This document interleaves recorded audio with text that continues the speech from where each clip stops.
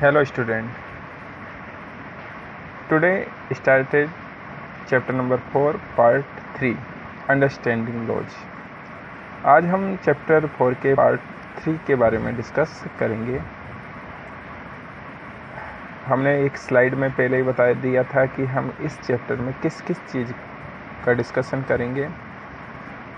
एक बार उस स्लाइड को हम वापस देख लेते हैं। देखिए, ये हमारे पॉइंट हैं, topics in the chapter. Number 1 है do laws apply to all. Number 2 है रूल ऑफ लॉ। नंबर 3 है how rule of law establish India, कि किस प्रकार से हमारे देश में लॉ एस्टेब्लिश हुआ, कानून स्थापित हुआ।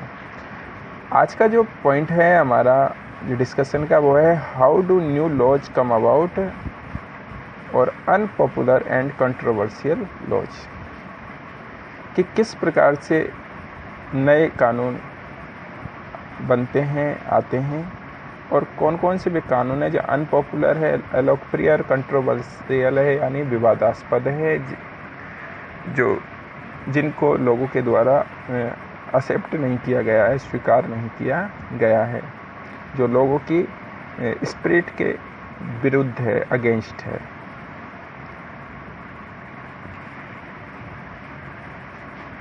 यहाँ देखिए, यह है हमारा आज का point, how do new laws come about, कि नए कानून कैसे बनते हैं। देखिए, वर्तमान संदर्भ में, जो प्रेजेंट रेफरेंस में अगर वर्तमान संदर्भ में हम बात करेंगे तो जो न्यू कानून है, न्यू लॉज हैं, वो पार्लियामेंट के द्वारा बनाए जाते हैं। मैंने पहले बताया था कि जो लॉ मेकिंग की बॉडी है इस समय हमारे इंडिया में, वो पार्लियामेंट है सेंट्रल लेवल पर। स्टेट लेवल पर legislative assembly and legislative council है, जबकि सेंट्रल लेवल पर पार्लियामेंट है, जिसके मैंने आपको 2 हाउसेज बताए थे, लोकसभा एंड राज्यसभा। तो इनके द्वारा न्यू लॉज एस्टेब्लिश किए जाते हैं, मेकिंग किए जाते हैं, बनाए जाते हैं। आज हम इसी के बारे में डिस्कस करेंगे। इसके जो इम्पोर्टेंट पॉइंट्स हैं मैंने एक स्लाइड में मेंशन किए हैं, उसी से हम इसको पढ़ेंगे। यहाँ देखिए, ये स्लाइड है, इसका फर्स्ट पॉइंट हमारा जो आज का डिस्कशन का सबसे पहला पॉइंट है how do new laws come about, या नए कानून कैसे आते हैं, कैसे बनते हैं। देखिए, सबसे पहला पॉइंट है the parliament has important role in making law, यानी पार्लियामेंट कानून बनाने में, जो संसद है उसकी कानून निर्माण में महत्वपूर्ण भूमिका होती है। The parliament has an important role in making law, यानी पार्लियामेंट कानूनों के निर्माण में महत्वपूर्ण भूमिका अदा करती है, निभाती है। सेकंड पॉइंट देखिए, नेक्स्ट पॉइंट है there are many ways through which this takes place, often different groups in society that raise the need for a particular law. देखिए, there are many ways through which this takes place, often different groups in society that raise the need for a particular law. इसमें क्या कहा है? इसमें कहा कि ऐसे कई तरीके हैं लोगों के पास जिसके माध्यम से वे अक्सर सोसाइटी के जो डिफरेंट ग्रुप्स होते हैं, विभिन्न समुदाय ग्रुप्स होते हैं, समूह होते हैं, वो किसी पर्टिकुलर लॉ यानी किसी विशेष कानून के लिए आवाज़ उठाते हैं। That raise the need for a particular law, अब मतलब किसी पर्टिकुलर यानी किसी से रिलेटेड कोई कानून बनवाना है तो उससे रिलेटेड जो समूह होते हैं, लोगों के जो ग्रुप्स होते हैं, वो इसकी मांग उठाने लग जाते हैं, डिमांड करने लग जाते हैं। तो सरकार को भी फिर उस डिमांड को पूरी करने के लिए वो लॉ बनाना पड़ता है। जैसे आपने ट्रिपल तलाक वाला देखा होगा, उसमें जब डिमांड उठने लगी तो सरकार को, जब मुस्लिम महिलाओं की, वुमेन्स की जब डिमांड उठने लगी तो सरकार को ट्रिपल तलाक पे कानून बनाना पड़ा। 370 के ऊपर डिमांड उठने लगी कि जम्मू कश्मीर का स्पेशल स्टेटस ख़त्म किया जाए, तो 370 को रिमूव करने के लिए एक न्यू लॉ बनाना पड़ा। तो ये डिमांड डिफरेंट ग्रुप्स के द्वारा सोसाइटी में डिमांड की जाती है, तभी सरकार के द्वारा न्यू लॉ को एस्टेब्लिश किया जाता है, न्यू लॉ की मेकिंग की जाती है। अगला है as the parliament is sensitive to people's problem so the process adopted for this issue to become law. देखिए, संसद लोगों की समस्याओं के लिए क्या होती है, संवेदनशील होती है, सेंसिटिव होती है, क्योंकि जब किसी चीज़ की डिमांड उठती है तो वह संसद तक जाती है, उसकी आवाज़ संसद तक जाती है, उसका साउंड संसद तक जाता है। तो ऐसी स्थिति में संसद की भी रिस्पॉन्सिबिलिटी बनती है कि वह उन लोगों की डिमांड को फुलफिल करे। तो संसद लोगों की समस्याओं के प्रति सेंसिटिव होती है, संवेदनशील होती है, वह उनकी डिमांड्स को पूरा करती है। The process adopted for this issue to become law, इसलिए इस मुद्दे को जो भी प्रोसेस है, the process adopted for this issue to become a law, यानी ये मुद्दे हैं, इसके लिए जो प्रोसेस अपनाकर, कोई भी प्रोसेस अपनाकर फिर लॉ का निर्माण किया जाता है। क्योंकि जब भी डिमांड की जाती है लोगों के द्वारा तो एक पर्टिकुलर प्रोसेस अपनाई जाती है, और प्रोसेस अपनाने के आधार पर, जैसे लोकसभा में बिल प्रपोजल रखा जाता है, बिल पेश किया जाता है, बिल पेश करने के बाद उसमें डिबेट होती है, डिबेट होने के बाद वह वहाँ से पास होता है लोकसभा से, फिर सेकंड जो हाउस है हमारा राज्यसभा, फिर वहाँ चला जाता है, फिर वहाँ उसमें डिबेट होती है रिप्रेजेंटेटिव्स के भी मध्य, फिर उसके बाद उस पर वोटिंग होती है, वोटिंग होने के बाद वो पास होता है, और पास होने के बाद जब वह दोनों हाउसेज से पास हो जाता है कोई बिल, तो वह राष्ट्रपति प्रेसिडेंट के पास सिग्नेचर के लिए चला जाता है, और वहाँ से ये पास होने के बाद वह एक लॉ के रूप में लॉ बन जाता है। तो ये एक प्रोसेस है, और उसी प्रोसेस के आधार पर कानूनों का निर्माण होता है। अगला है from establishing the need for a new law for its being passed at every stage of the process the voice of the citizen through various medium such as TV, newspaper etcetera is a crucial elements. देखिए, नए कानून की जो आवश्यकता को स्थापित करने से लेकर उसके पारित होने की प्रक्रिया, कहाँ से लेकर उसको पेश करने से लेकर उसके पास होने तक की जो प्रक्रिया है, उसकी जो प्रोसेस है, जो उसके स्टेज है, उस प्रोसेस के स्टेज है, उसमें नागरिकों की आवाज़ होती है, जो वॉइस ऑफ सिटीजन होता है, जो लोगों की आवाज़ होती है, वो संसद तक कैसे पहुँचे, उसका भी एक मीडियम होता है। वो मीडियम है कौन? टीवी है, न्यूज़पेपर है। ये इसके महत्वपूर्ण तथा क्रूशियल एलिमेंट्स हैं। लोगों की आवाज़ को संसद तक पहुंचाने के लिए जो मीडियम काम में आता है वो टीवी और न्यूज़पेपर काम आते हैं। क्योंकि हम तो कह नहीं सकते सरकार को डायरेक्ट जाके कि प्राइम मिनिस्टर को हम कह दें कि ये बिल बनाओ। टीवी और न्यूज़पेपर, रेडियो और इलेक्ट्रॉनिक मीडिया के माध्यम से हमारी जो आवाज़ है वो ये सरकार तक पहुंचाते हैं, और सरकार फिर इस पर एक्शन लेती है और न्यू लॉ को एस्टेब्लिश करती है। तो कहने का मतलब है कि एक प्रक्रिया है जिसमें इलेक्ट्रॉनिक मीडिया का भी बहुत बड़ा रोल है, इम्पोर्टेंट रोल है, और न्यू लॉ को एस्टेब्लिश करने में, उनकी मेकिंग में प्रिंट मीडिया, इलेक्ट्रॉनिक मीडिया भी बहुत बड़ा योगदान देती है, बहुत बड़ा पार्टिसिपेशन देती है। तो आपने देखा कि किस प्रकार से पार्लियामेंट न्यू लॉ को एस्टेब्लिश करती है, उसकी मेकिंग करती है, कैसी कैसी प्रोसेस से वो गुजरती है। नेक्स्ट पॉइंट है हमारा unpopular and controversial law. Unpopular means अलोकप्रिय और कंट्रोवर्शियल मीन्स विवादास्पद। ऐसे कानून जो भाई कॉन्स्टिट्यूशनल तो है, संवैधानिक तो है क्योंकि एक प्रोसेस से बने हैं, लेकिन कुछ कानून ऐसे हैं जो लोगों के बीच में अनपॉपुलर होते हैं, पॉपुलर नहीं होते हैं। सरकार बना तो देती है लेकिन वो कानून अनपॉपुलर होते हैं, उनकी आलोचना होती है, कंट्रोवर्शियल होते हैं। तो ऐसी स्थिति में सरकार का क्या दायित्व है, क्या रेस्पॉन्सिबिलिटी बनती है, इसके बारे में हम डिस्कस करेंगे। देखिए, अनपॉपुलर एंड कंट्रोवर्शियल लॉज, इसमें क्या कहा देखिए। Let us now look at the situation where the parliament passes law that turn out to be very unpopular. कई बार संसद ऐसे कानूनों को पास कर देती है जो अलोकप्रिय साबित होते हैं। Sometimes a law can be continuously valid and hence legal, but it can continue to be unpopular and unacceptable to people because they feel that the intention behind it is unfair and harmful. ऐसे कानून संवैधानिक रूप से वैध होने के कारण कानून सही है, कानूनन सही है, मतलब लीगली तो वो सही है क्योंकि वो एक प्रोसेस से बने हैं।